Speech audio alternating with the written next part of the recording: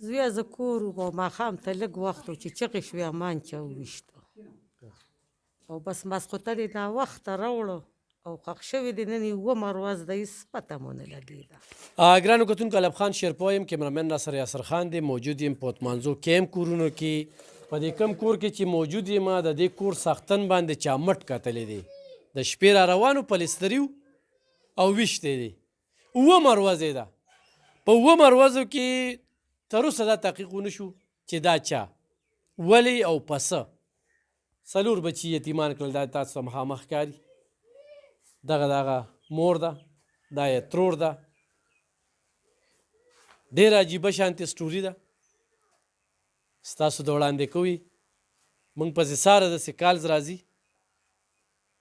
چې موږ چا نه تپوس کړو دوی ځایي د باجوړ اوسېدونکي دي خو دلته د پخوا نه راغلي ځان له دا کورونه اخیستي دي خو دا غربت دی غربت یې د دې کمرې نه پته لګي د دې بچو پلار هغه واغستی شو د دې کچن نه پته لګي دا کچن دی د دوی تپوس په څوک کي د پولیس نه ګیله په دې نه کوو چې پولیس په خپلو ځان په محفوظه ساتلو کې په هغې کې دي په هغه حالاتو کې دي خو زموږ تپوس په څوک کوي لکه دا هم یو سوال دی چې اوومه ورځ یې ده دې ځای ته د سره د خلکو د وینا مطابق پولیس هم نه دي راغلي بچي ستاسو نوم دی عباسو عباس دویم کې سبق وایي څلورم ته به شم څلورم ته به شي پلار دې څه کار کوو پلستري پلستري و چې راته بار څه به یې دلې راوړل څه به یې دلې راوړل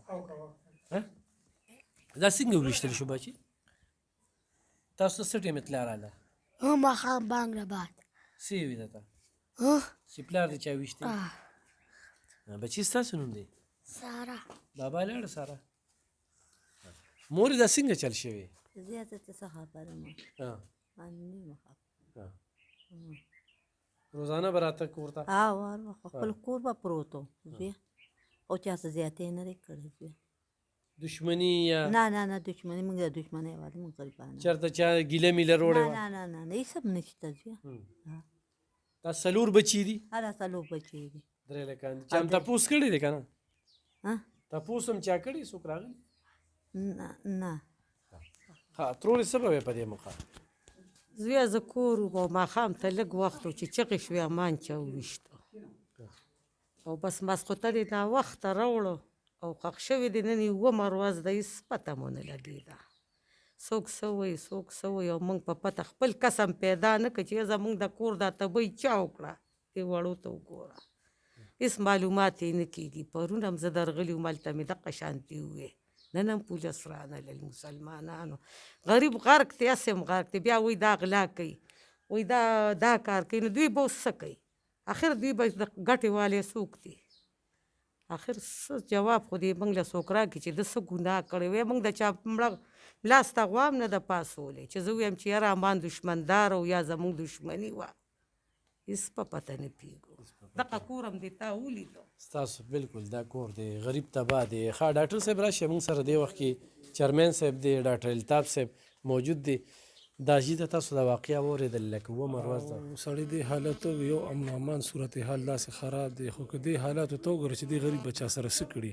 دا خو به نه څه داسې سیاسي ورکړي یا پاټۍ یا نه داسې څه غلا غلطي به یې کړي غریب دغه دې کور نه یې پته لګي چې دا غریب ښه مزدورکاره سړی و او چا ورسره زیاتې کړی دي نو بس انتظامي نه موږ دا خواست کوو چې لکه یو خو د دې دغه معلوم کړي شي او بل موږ چې داسې خلک چې دوی سره امداد وکړي انشاءالله موږ به ورسره خپله څه کوشش کوو چې دوی سره امداد وشي او یو خول د دوی د غل معلوم شي چې چا دا کار کړی دی زیاتې یې کړی دی چې دغه معلوم شي صحیح ډېره مننه کتونکو لکه څلور یتیمانې دي او ډاکټر صاحب چې کوم دا وکتل هغه خبرو توان بیا دی دي لکه ډېر د خفګان خبره ده ستا څه دي زما زوی دی جي امان زما زوی دی زما روح الله نوم دی روح الله صاحب دا ستاسو زوی و او جي او د ده عمر به څومره و د ده عمر به یاره 10 کاله و چېرته یې درته ویلي چا سره دشمني یا جګړه نجیمات یې خو هېڅ قسمه داسې نه ویلې خو دې په موبایل لګیو چا سره او بیا د دې وخت کې لږ 12 بجې چا سره په موبایل لګیو او بیا راغی کور یې ډوډۍ وخوړه او بیا ووته بیا چې دې ووته دې بیا رانغی او زه لاړم خشاک له زه چې بیا ماښام رالم داسې ماښام ته یو 10 منټه پاتې وو چې زه کور ته رالم په دې ځای کې کېناستم او چای مې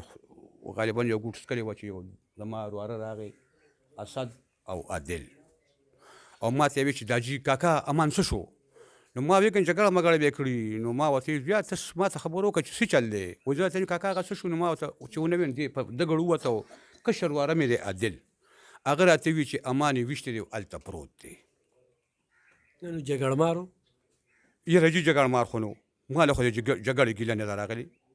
ها ته دونه وخت کې دونه خو مال جګړه ګیله نه راغلی چې سره په موبایل خبرې کولې موبایل څه شو موبایل جی موږ نه تاڼه کې غشته دی پولیس بیا راغلی دي پولیس جی بیا اعزاز خان چې کم دینو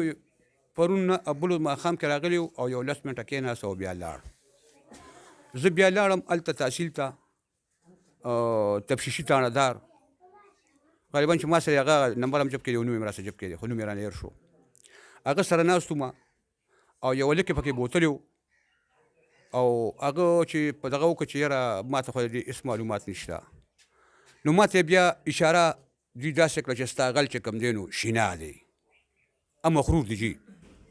نو ما ورته وویل چې شینا خو زما مخرور نشي کېدی اخو مخرور دی نو ولې هغه سره ستاسو دغه شته نه جي زمونږ هغه سره دغه و چې د هغه کله دلته مړی وکړو یو نن یو 2 میاشتې مخکې نو د هغه څاروي چې کومونو کور کې څاروي و نور شیزونه و هغې نور شیزونه خو لاړل بل خوا پولیسوالو یوړل لا بل چا یوړل خو غوا او څلور چیلې دا د تاڼهدار موږ ته په حواله کړل چې دا تاسو یو څو ورځې وساتئ بیا بیا دنه موږ بوځو حکومت ته بیا په حواله کړو هغه چې څاروي یې راوستل او ما ولې دلته ځای جوړ کړو او ما یو 15 ورځې وساتل نو هغې کې څه ګونګوسې خور شو زما ته د پاټک ته راکولو نو هغه څاروي ما اعزاز خان ته بیا په حواله کړل نو زما شک داسې وي چې یاره د هغې پټس کې تلې زه نه جي د هغې پټس کې نه دی تللی هغه لکه ما زه سویم که نه چې هغې کې به تلي خو هغې کې جنې مخرور دی هغه خو سوال نه چې دلته مازو ته راشي دلته دښمنیان دي زما سره کور په کور نږدې نو د هغې نه پس بیا جي ما پولیسواله بس غیر د اعزاز خان نه ما بل څوک یو ځل راغلی او ما بیا څوک نه دي لیدلی تاسو لکه ورسره خپل کومک کوئ دا خو ګوره دی که د کور کس چې بیا هغه نه دي نو بیا خو د کور کس دی یار څوک چې دی نو زه چې کوشش دا کوم خو کار چې ټول پکې ته ووایې چې تفتیش کې راولي نو ما ورته چې ټول یاد کړي دي د کور خو ما دا یو ورواره مې دی بس دلته مونږ خاندان نور نشته بس دا ورواره مې دی دغه ورواره مې دی دغه ورواره مې دی زهي د باجوړ یې موږ زهي د باجوړ یو خو موږ پلار په نیکه دلته راکوز شوي وو موږ مخکې طارق آباد کې وو بیا دغلته وو او بیا دلته دا کورونه مغشتي دلته اوسېږو دا مې د زوی کور دی دا زما دی خو الن کې پولیسوالو ته او زمونږ بره صاحبانو ته زما دا خواست دی چې زما د زوی تفتیش دې پوره وشي او ما ته د زوی وګوره دا صاحبه که دا یو غټ سړی مړ و که نه یو غټ سړي زوی مړ و نو ګوره په یوه شپه کې پیدا کوي یعنې په دویم ورځ خو لازمي اچیر څوکي